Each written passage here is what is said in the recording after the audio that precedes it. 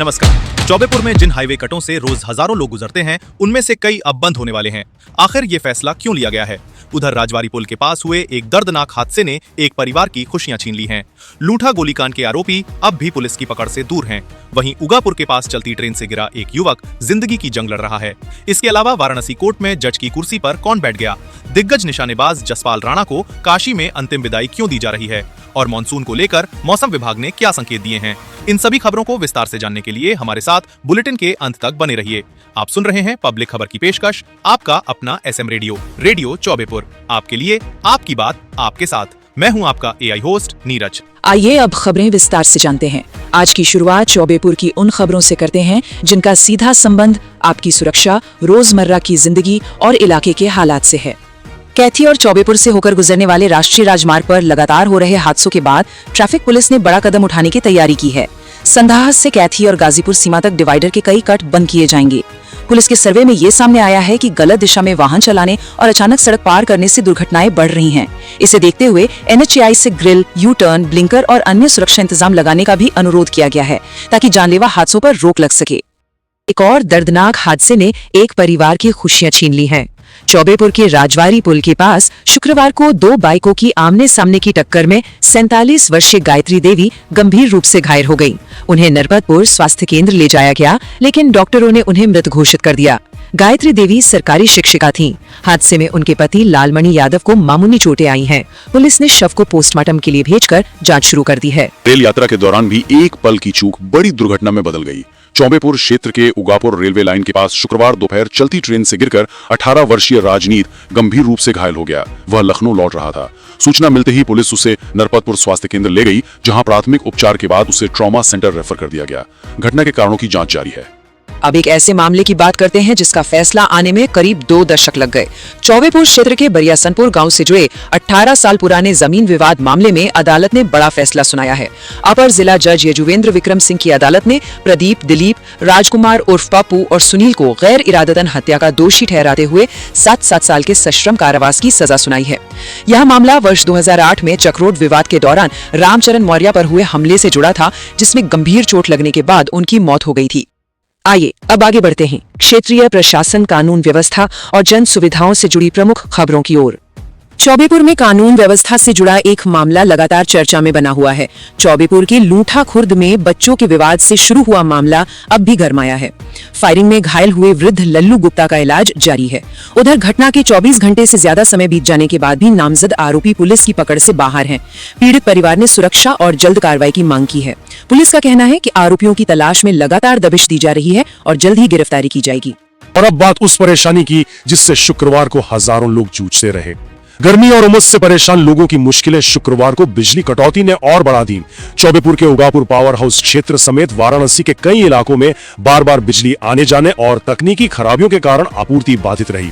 शहर और अन्य ग्रामीण इलाकों में कहीं 2 से 3 घंटे तो कहीं 6 घंटे से अधिक बिजली नहीं रही। बिजली विभाग का कहना है कि ट्रांसफार्मर और केबल की खराबियों को ठीक कर आपूर्ति सामान्य करने का काम किया गया है। अब रुख करते हैं मुख्यमंत्री के वाराणसी दौरे और जन सुविधाओं से जुड़ी खबर की ओर। चौका घाट स्थित गिरिजा देवी सांस्कृतिक संकुल में मुख्यमंत्री योगी आदित्यनाथ ने विकास प्रदर्शनी का उद्घाटन किया। यहाँ कृषि, पर्यटन और समाज कल्याण समेत कई विभागों ने स्टॉल लगाए। बनारसी लस्सी, लौंग लता, तिरंगा बर्फी और पान भी प्रदर्शित किए गए। मुख्यमंत्री ने फूड कार्ट की शुरुआत की, लाभार्थियों को स्वीकृति पत्र दिए और स्वास्थ्य शिविर में लोगों से संवाद भी किया। और अब बात वाराणसी में चर्चा का विषय बनी एक अनोखी घटना की। वाराणसी जिला कोर्ट में शुक्रवार सुबह एक असामान्य घटना से हड़कंप मच गया। शिवपुर की रहने वाली वंदना गुप्ता जिला जज की कुर्सी पर बैठ गई और खुद को जज बताते हुए मामलों की सुनवाई करने लगी। सूचना पर महिला पुलिस उन्हें हिरासत में लेकर कैंट थाने ले गई। बताया जा रहा है कि वो पहले भी ऐसी हरकत कर चुकी हैं। घटना के बाद अदालत प्रशासन ने सुरक्षा व्यवस्था में हुई भारी चूक पर सख्त नाराजगी जताई है। वहीं भ्रष्टाचार के खिलाफ कार्रवाई से जुड़ी एक बड़ी खबर भी सामने आई है। रिश्वतखोरी के खिलाफ चल रहे अभियान में बिजली विभाग के एक जूनियर इंजीनियर की गिरफ्तारी चर्चा का विषय बन गई है। आरोप है कि जेई सुखदेव रस्तोगी ने बिजली कनेक्शन देने के बदले एक उपभोक्ता से धनराशि मांगी थी। शिकायत मिलने के बाद एंटी करप्शन टीम ने जाल बिछाया और अनौला में उन्हें कथित रिश्वत लेते हुए पकड़ लिया। टीम ने रकम भी बरामद की है। इस मामले में भ्रष्टाचार निवारण अधिनियम के तहत कार्रवाई की जा रही है। और अब बुलेटिन में आगे बढ़ते हैं और बात करते हैं शिक्षा, विज्ञान जगत और संस्थागत उपलब्धियों की। प्रशासनिक और संस्थागत फैसलों से जुड़ी खबरों में बीएचयू के निर्माणाधीन नेशनल सेंटर ऑफ एजिंग पर आज सबकी नजर रहेगी। मुख्यमंत्री योगी आदित्यनाथ के प्रस्तावित निरीक्षण से पहले विश्वविद्यालय के कुलपति प्रोफेसर अजित कुमार चतुर्वेदी ने शुक्रवार रात एनसीए भवन का दौरा कर तैयारियों की समीक्षा की। उन्होंने अस्पताल की व्यवस्थाओं और विभिन्न मंजिलों पर उपलब्ध सुविधाओं की जानकारी ली। काशी विद्यापीठ का 48वां दीक्षांत समारोह भी इस बार गांव तक पहुंचेगा। गोद लिए गए 5 गांवों में भाषण, चित्रकला, पर्यावरण और कहानी कथन प्रतियोगिताएं आयोजित की जाएंगी। चयनित बच्चों को मुख्य समारोह में राज्यपाल के हाथों सम्मानित किया जाएगा। इसी क्रम में काशी विद्यापीठ से एक प्रशासनिक नियुक्ति की खबर भी है। महात्मा गांधी काशी विद्यापीठ में प्रोफेसर सुधीर कुमार शुक्ला को वाणिज्य विभाग का नया अध्यक्ष नियुक्त किया गया है। कुल सचिव डॉक्टर सुनीता पांडे के अनुसार वर्तमान अध्यक्ष प्रोफेसर अजित कुमार शुक्ला का कार्यकाल 1 जुलाई को समाप्त हो रहा है। इसके बाद 2 जुलाई से प्रोफेसर सुधीर कुमार शुक्ला विभाग की जिम्मेदारी संभालेंगे। बिल्कुल। अब बात शिक्षा और शोध जगत की उपलब्धियों की। वसंत कन्या महाविद्यालय की छात्राओं को सामाजिक सेवा और अभियानों में भागीदारी के लिए सम्मानित किया गया। वहीं बीएचयू के प्रोफेसर शरदिंदु कुमार तिवारी को गोपालगंज गौरव सम्मान मिला। दूसरी ओर आईएमएस बीएचयू के प्रोफेसर राजीव कुमार दुगे को भूटान में प्रोफेसर ऑफ द ईयर 2026 के सम्मान से नवाजा गया है। और अब वाराणसी में शुरू हो रहे एक बड़े वैज्ञानिक आयोजन की खबर।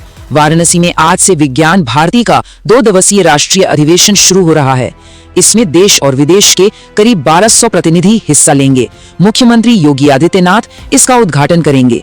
इस अधिवेशन में कृत्रिम बुद्धिमत्ता, वन हेल्थ, नेट जीरो और विकसित भारत जैसे अहम विषयों पर चर्चा होगी। बात करते हैं खेल, कृषि, परिवहन और मौसम से जुड़ी जरूरी अपडेट्स की।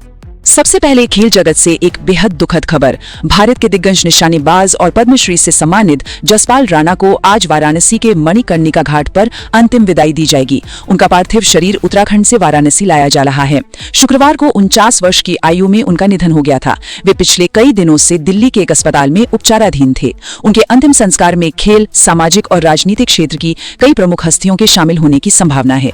खेल जगत इसे एक बड़ी क्षति के रूप में देख रहा है। अब किसानों से जुड़ी एक महत्वपूर्ण खबर। किसानों को राहत देने के लिए वाराणसी समेत प्रदेश के कई जिलों में नई उर्वरक प्रयोगशालाएं खोलने की तैयारी शुरू हो गई है। अभी जांच रिपोर्ट आने में महीनों लग जाते हैं। नई व्यवस्था लागू होने पर मिलावटी उर्वरकों की पहचान और दोषियों पर कार्रवाई तेजी से हो सकेगी, जिसका सीधा लाभ हमारे किसानों को मिलेगा। इसके अलावा स्वास्थ्य सेवाओं के क्षेत्र में भी एक बड़ी पहल की जा रही है। बीएचयू अस्पताल और ट्रॉमा सेंटर में 176 नए डॉक्टरों की भर्ती की प्रक्रिया शुरू हो गई है। पहली बार एंडोक्राइन सर्जरी और गैस्ट्रोएंटेरोलॉजी सर्जरी के विशेषज्ञ भी नियुक्त किए जाएंगे। साथ ही नेशनल सेंटर ऑफ एजिंग और क्रिटिकल केयर ब्लॉक के लिए भी चिकित्सक तैनात होंगे। इससे पूर्वांचल के मरीजों को अधिक विशेषज्ञ और आधुनिक स्वास्थ्य सेवाएं मिलने की उम्मीद है। अब रेल यात्रियों के लिए राहत की खबर। मुंबई जाने वाले वाराणसी के हजारों रेल यात्रियों के लिए एक अच्छी खबर है। करीब 85 दिनों से बनारस स्टेशन से संचालित हो रही महानगरी एक्सप्रेस को अब वाराणसी कैंट स्टेशन पर 5 मिनट का विशेष ठहराव मिलेगा। रेलवे बोर्ड के संयुक्त निदेशक विवेक कुमार सिन्हा ने इसके आदेश जारी कर दिए हैं। साथ ही ट्रेन का प्रस्थान समय सुबह 9:30 निर्धारित किया गया है। बुलेटिन के अंत में जान लेते हैं मौसम का हाल। बीते कुछ दिनों की तपिश के बाद वाराणसी और चौबेपुर क्षेत्र के लोगों को मौसम ने राहत दी है। तापमान सामान्य से नीचे पहुंच गया है और शनिवार को तेज हवाओं के साथ बारिश की संभावना जताई गई है। मौसम वैज्ञानिक अतुल कुमार सिंह के अनुसार तापमान 34 डिग्री सेल्सियस तक गिर सकता है। रविवार सुबह भी बादल, गरज चमक और हल्की बारिश के आसार बने रहेंगे। हालांकि अगले सप्ताह के मध्य से गर्मी फिर बढ़ने की संभावना है। और इसी के साथ आज का ये बुलेटिन यहीं समाप्त होता है। चलने से पहले भी वही एक छोटी सी गुजारिश, रेडियो चौबेपुर को फेसबुक पर फॉलो करें, यूट्यूब पर सब्सक्राइब करें, हमारा हौसला बढ़ेगा। और हाँ, भूलिए नहीं कि आपके सुझाव और फीडबैक बुलेटिन को और बेहतर बनाने में मदद करते हैं। इसलिए कमेंट सेक्शन में जरूर बताएं कि कैसा लग रहा है आपको हमारा प्रयास। हमें इंतजार रहेगा। कल फिर मिलेंगे, तब तक के लिए नमस्कार। बुलेटिन के लिए समाचार संकलन, एडिटिंग व पैकेजिंग अनुराग तिवारी द्वारा किया गया।